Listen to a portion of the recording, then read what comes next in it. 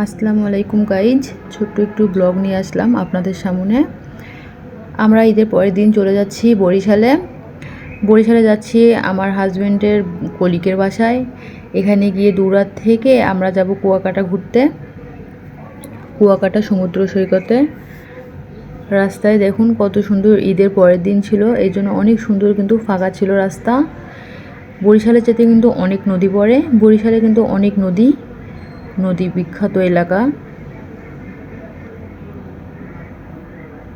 সহিমবাবু ঘুমিয়ে গেছে, ওকে কোলে নিয়ে যাচ্ছি।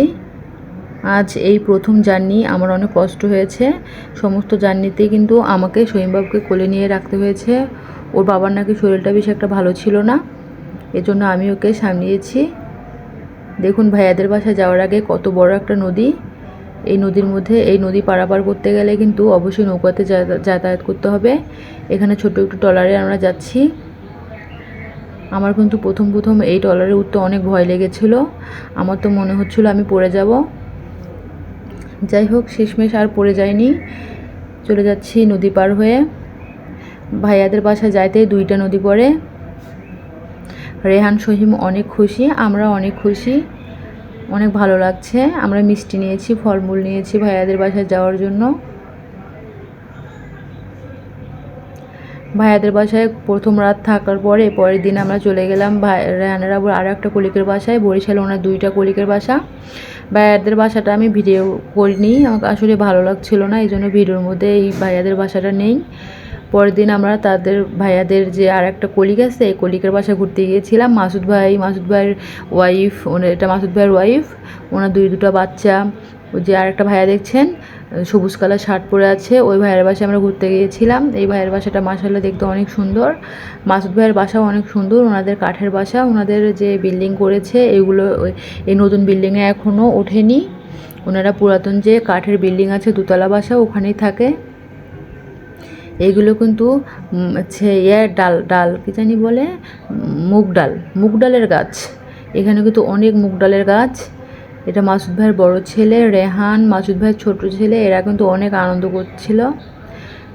ওখানে ঘুরতে ঘুরতে ভাইয়া বললো চলেন আমাদের এখানে নতুন একটা অনেক পুরান একটা আছে, পুকুর আছে, এটা দেখতে যাই। একটা অটো ভাড়া করে আমরা চলে গেলাম এই পুকুরটা দেখতে। এই পুকুরটা অনেক বড়, বিশাল বড়।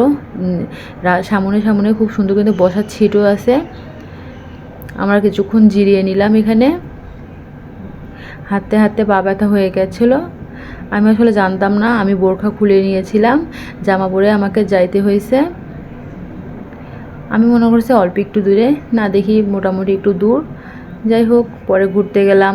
রেহান সহিম অনেক তো খুশি, আমি ভাবতেই পারছি না আমার বাচ্চারা এত জার্নি করতে পারবে, এত জার্নির পরে এত হাঁটাহাঁটি করছে। মানে ওরা বলতেছে না যে আমার পা ব্যথা করতেছে, আসলে অথচ আমাদের পা ব্যথা করতেছিল। ওদের অনেক আনন্দ হচ্ছিল, অনেক আনন্দ করতেছিল, এরা একটুও বোরিং হচ্ছে না। ভাইয়াদের বাসায় গিয়ে আমরা অনেক কিছু দিয়ে ভাত খেয়েছি। ভাইয়ারা অনেক কিছু রান্না করেছিল, বড় হচ্ছে ইলিশ মাছ রান্না করেছে, মুরগির রোস্ট, গরুর মাংস, অনেক কিছু রান্না করেছে, দই মিষ্টি।